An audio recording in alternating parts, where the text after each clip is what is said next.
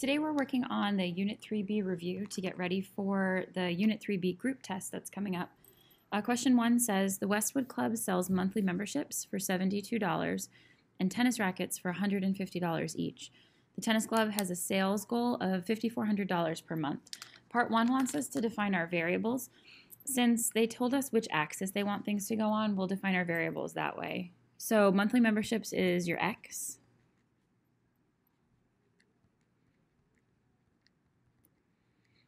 And then the number of tennis rackets that they sell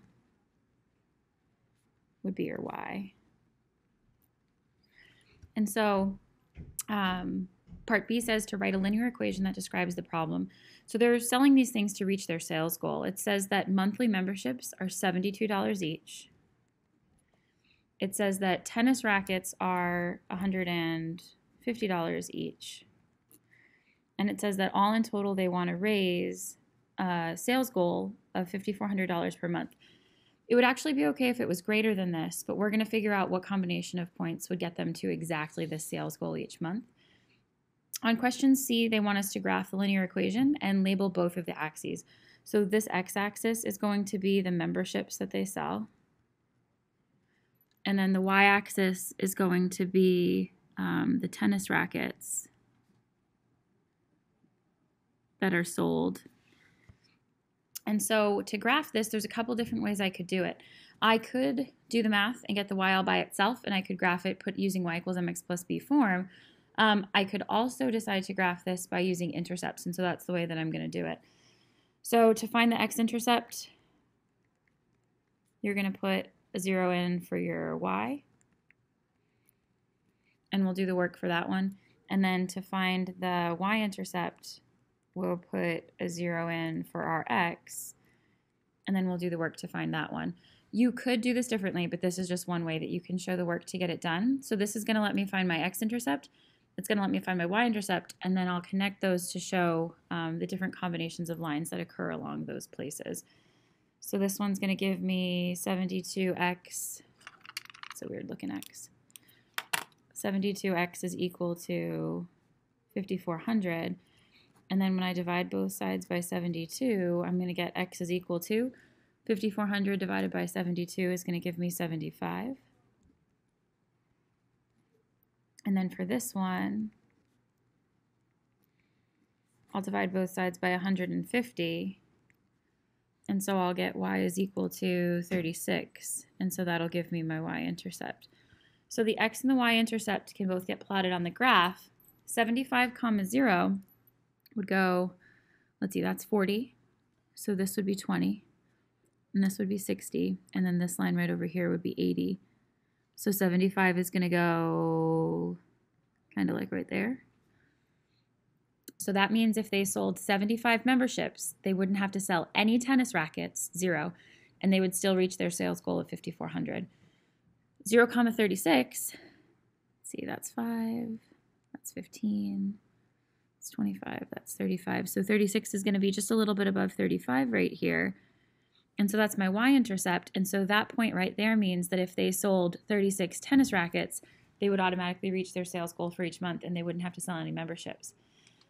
It's unlikely that they would sell all tennis rackets, or that they would sell all tennis rackets, or that they would sell all memberships.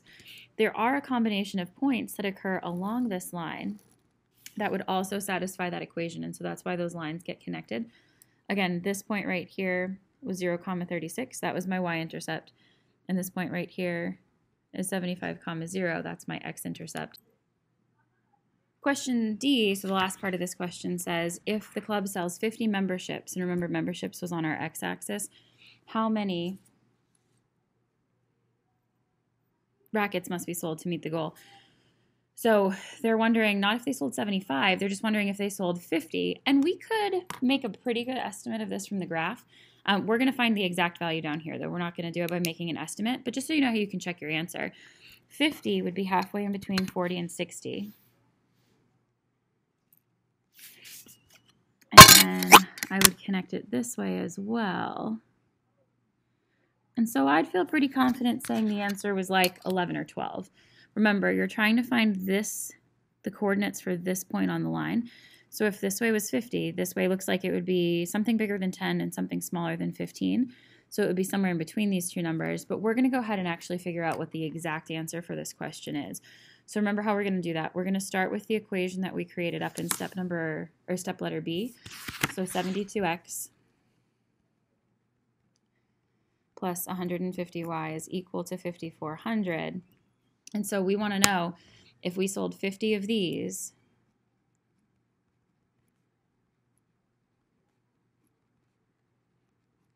how many of these would we need to sell to still meet our sales goal, or would they need to sell to meet their sales goal? So multiply these two numbers together.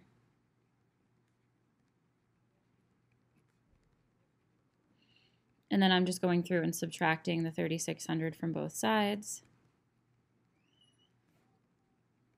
So 150y is equal to, and then when you do this subtraction, you get 1,800.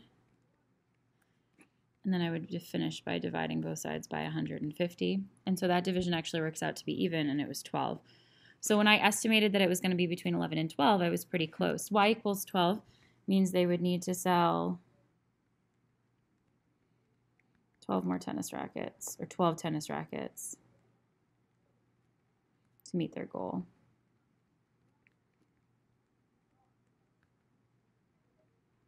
To meet their sales goal. And so 12 is the number more that they would need to sell to meet their goal for that particular problem. So for this problem, the reason why I plugged the 50 in for x is because x represented the monthly membership, and that's what was plotted on this axis. If the problem had been worded differently for letter D, and if it said how many memberships would they need to sell, but they gave me the number of tennis rackets, then I'd be plugging that letter in for the letter Y instead of for the letter X. Remember that the graph, so here in red, this lets you make an estimate for the answer to number 1D, but it doesn't let you find the exact value. The work that we do down here lets you find the exact answer for number 1D. And so that's kind of what algebra lets us do, is it lets us go through and it lets us figure out exact answers to questions. Question number 2 is having us compare two different companies, DJ companies, and the rates that they charge. So it says DJ number 1 charges $79 plus $12 per hour. And remember, when you see that word per, the word per is sort of your hint that that's going to be the part that gets the variable next to it. And then it says that the second DJ company has a different rate. So for the first company, write a one variable equation for the DJ number 1 that describes his cost. So it's $12 per hour. I'm going to use x to mean hours since it says f of x right here. Plus 79. Keep in mind that if you wanted to, you could write it 79 plus 12x, and that would give you the same answer to the question. This one is in slope-intercept form, so this is in the true y equals mx plus b, so that way might be considered preferred, but both of these are correct. Notice that the 12 has the x next to it, and then the 79 doesn't, and so both of those are the same. For the second DJ company, they're charging $18 per hour, plus like a $5 setup fee or initial charge. And then again, for this one, if you wanted to, you could put the 55 first, and you could put the 18 second. But again, because this one's in slope-intercept form, this one's probably the one that would be preferred. In step C, we're going to complete the table. And so f of x is for the first company, and g of x is for the second company.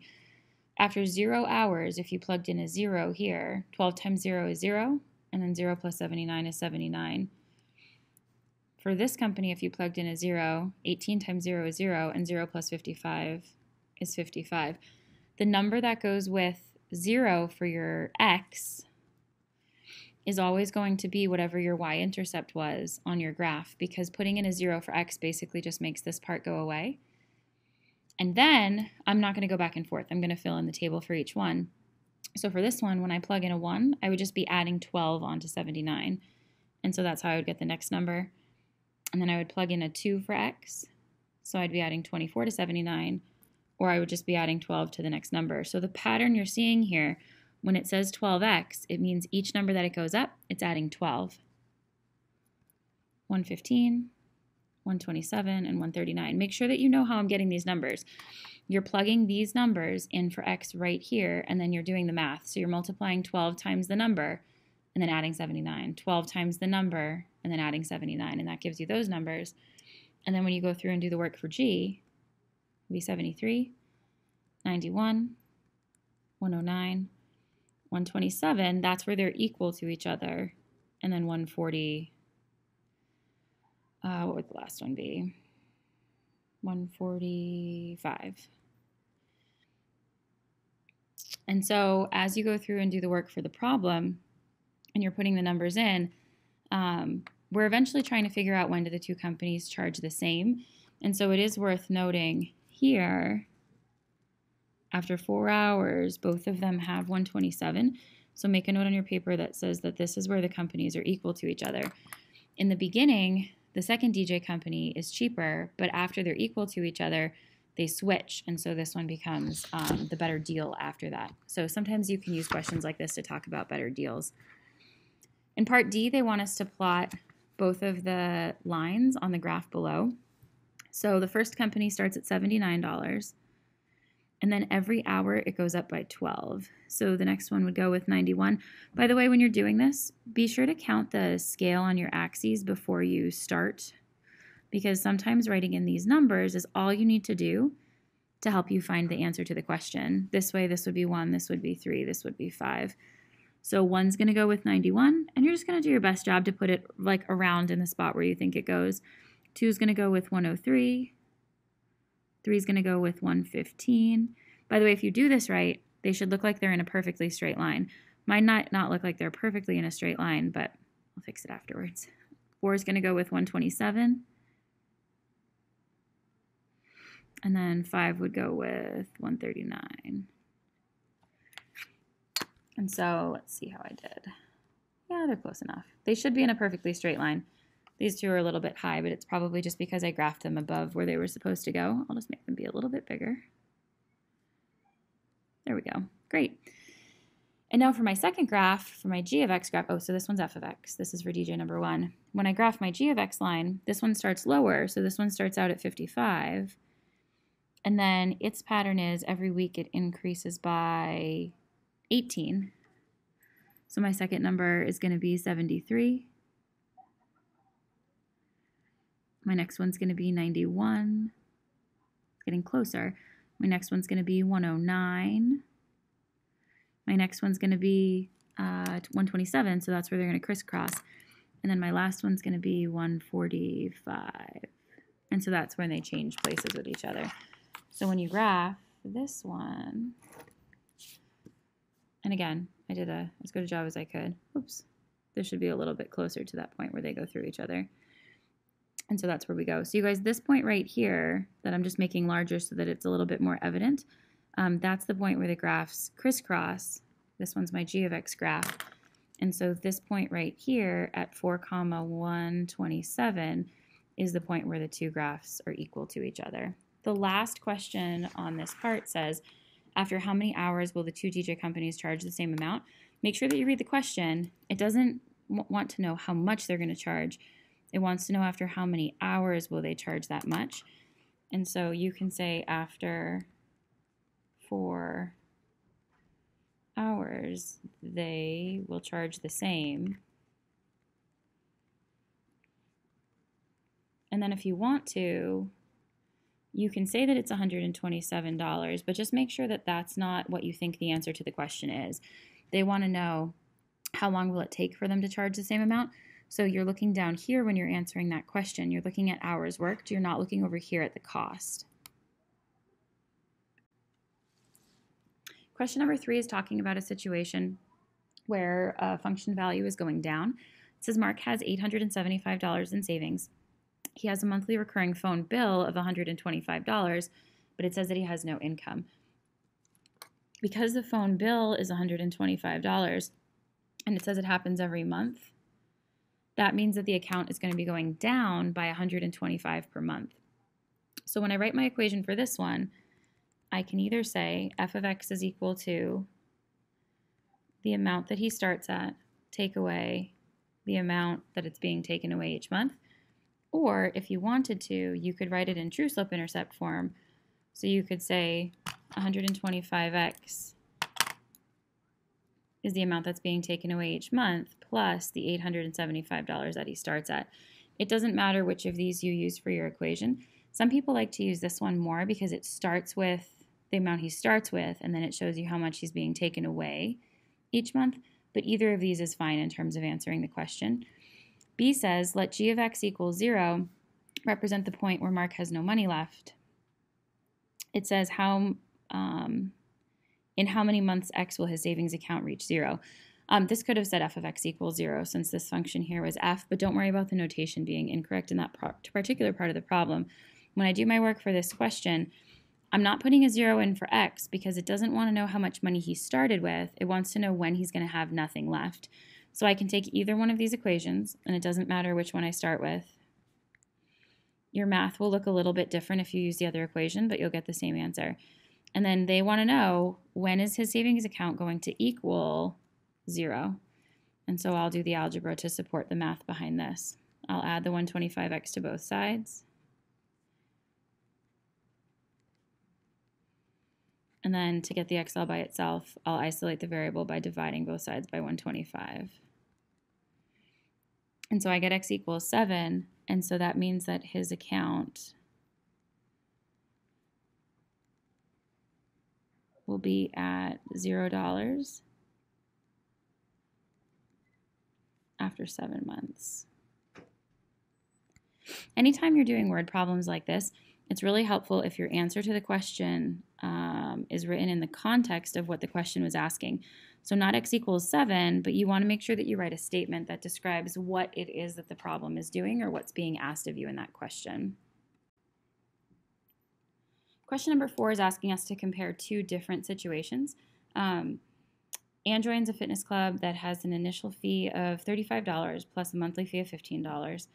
And then for Jill's club, it's $47 initially plus $9 per month. So you're going to create two equations for those two things. You can say that Anne's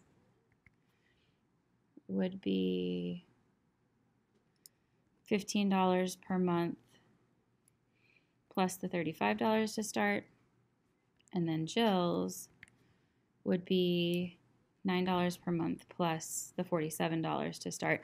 And remember, you could write both of these backwards the other way, so you could put the 35 first, but just remember the x has to stay next to the 15. And then you could put the 47 first, but remember that the x has to stay next to the 9. So these two expressions represent how much they'd be paying each month, so it represents their cost. To figure out when they're going to be the same, I would take Anne's, and I would set it equal to Jill's because I'm trying to figure out when are these going to be the same thing. So I'll minus the 9x from both sides. And then I'll subtract the 35 from both sides. I'll get 6x is equal to 12. And so when I divide both sides by 6, I'm going to get x is equal to 2. So the directions to the question said, in how many months will the clubs cost the same? And we let x represent the number of months. So they will be the same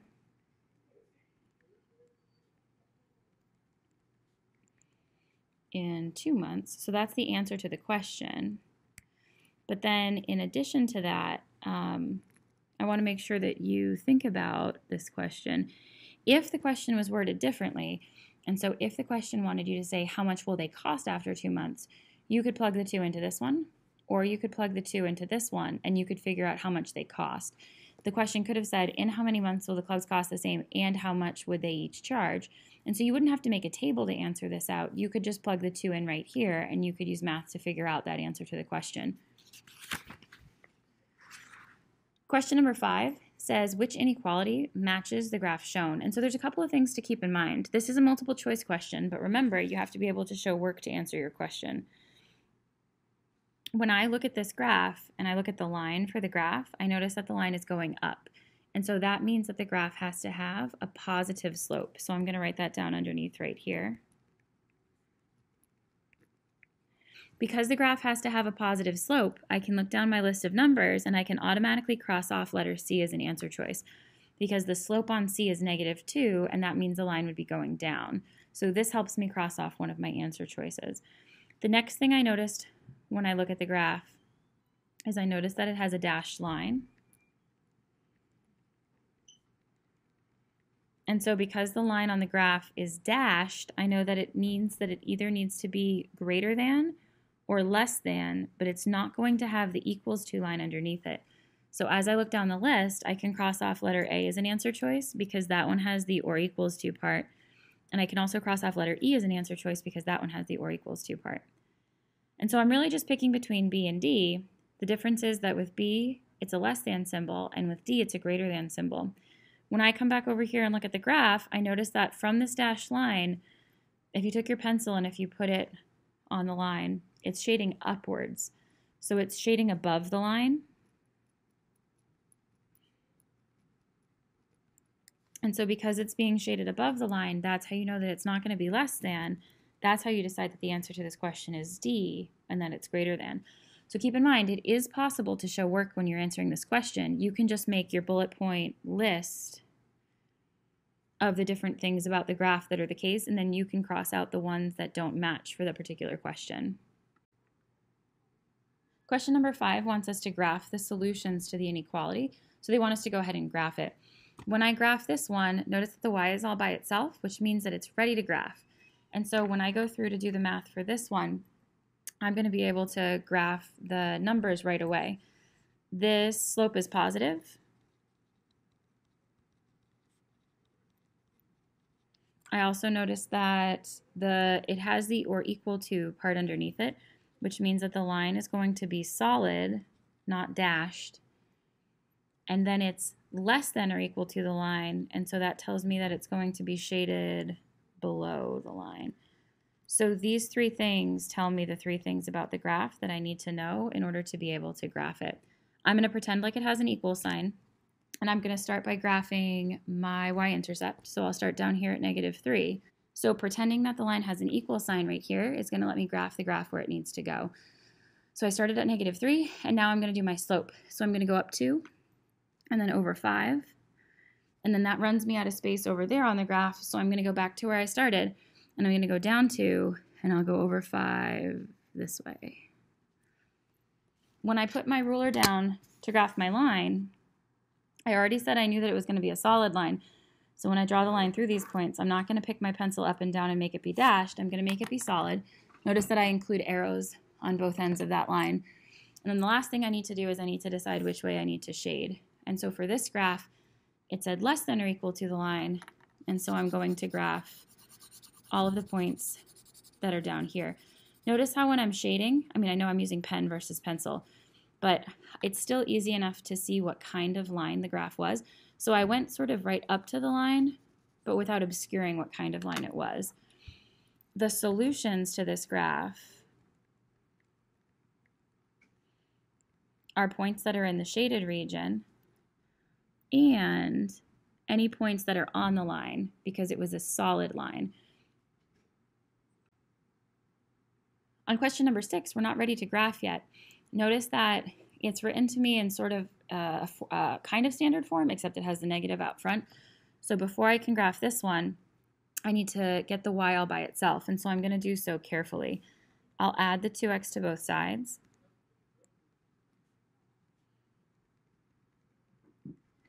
And so notice I had the 2x cut in line in front of the 16, and then I'll divide everything by -4. Because this is an inequality, when I divide both sides of an inequality by a negative number, the symbol, the inequality symbol, is going to change direction. So when I graph this, I'm not going to be graphing y is greater than something, I'm going to be graphing y is less than something. And so it's -1/2 x minus 4. And so the sign flipped there because I divided by a negative. So this is going to be what gets put on the graph here in a second. But it is important that you make a note that the sign flips. Before I graph it, I need to decide what kind of stuff is true about my line. Notice that here my slope is negative. So my line's going to be going down. Notice that it's just a less than symbol, It's not a less than or equal to symbol, and so that means that I'm going to have a dashed line. And then the last thing that's true is that it's a less than symbol since it switched directions, and so that means that you're going to be shading below the line. And so those facts give you the information that you need to be able to go on and graph the line. I pretend like it has an equal sign, so I'm going to start at -4, and then my slope is -1/2, so I go down 1, and then I always go to the right. Down 1 and always to the right, down 1 and always to the right. And then I can put in a couple extra points on my graph as well. So I can go back to the middle and I can go up and 2 to the left, up and 2 to the left, and then it's a little bit close to the box, but I can put the point right there as well. When you put your ruler down, it's really tempting to just draw your pencil through all those points. But remember, we already said that the line was dashed. When I make a dashed line, I try to make sure that it doesn't look like the dashes are connecting the points. So I try really hard when I do mine to make the dashes go through the points so that way the points still look like they have spaces between them. If this was a greater than symbol, I would shade above the line, but it's not. It's a less than symbol, and so I'm going to shade below the line. And so this region of the graph is the region where my points are represented. And notice how I go right up to the dashed line without crossing over it, but I still make it seem, it's still obvious that it's a dashed line. For this one, you're graphing the solutions to the inequality. And so your solutions are here on the dashed side of the line, or on the shaded side of the line. They are not on the dashed line because solutions are only on solid lines if they're solid, but a dashed line means that this is a boundary line, and those solutions are not included in the solution set to the inequality that you graphed. Question number 7 is the last question on the review, and it says to determine if. So when you see that the directions to the question say determine if, that means that you know that your answer to the question is either going to be the word yes or be the word no. Determine if each ordered pair is a solution of y is less than -2x plus 1, and it says show all work, but you know you have to show all work anyways. So remember, anytime you have an ordered pair, this is an x, this is a y, this is an x, this is a y. So this is 4 different problems asking us to do the same thing. I'm going to do the work to prove if this point is a solution, if this point, and if this point is a solution. So I'm going to be doing the same thing 4 times. This would be a really great place to pause the video once you know what you're supposed to do on letter A. Go through and do all the work for these, and then check your answer to make sure that you're getting it right. So when I do my work for the first one, I'm plugging the numbers in right here. So 1 is less than -2 times 0 plus 1. Notice how I replaced the 0 for the x. I replaced the 1 for the y, and then I didn't change anything else. Now it has no letters left, so I can simplify just what's over here on the right. 1 is less than 0 plus 1, so 1 is less than 1. Now I have to stop and ask myself if that's true or not. Is 1 less than 1? No, 1 is equal to 1, but it's not less than 1. So that's how you would decide that the answer to this first question is no. This point would not be an answer to this inequality. And so I'll continue that process for the next few questions.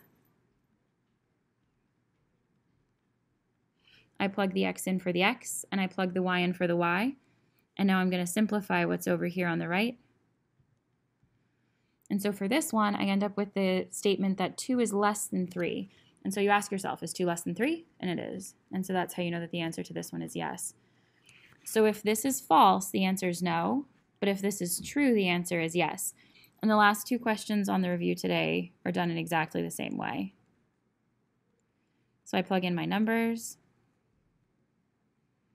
And then I'm going to simplify just what's on the right-hand side. So this one says, is -2 less than -1? You might even have to draw a number line to help you answer that question. -2 is smaller than -1 because negative numbers go the opposite when you're going this way. So this would be a yes answer to the question. And then last but not least for this final one,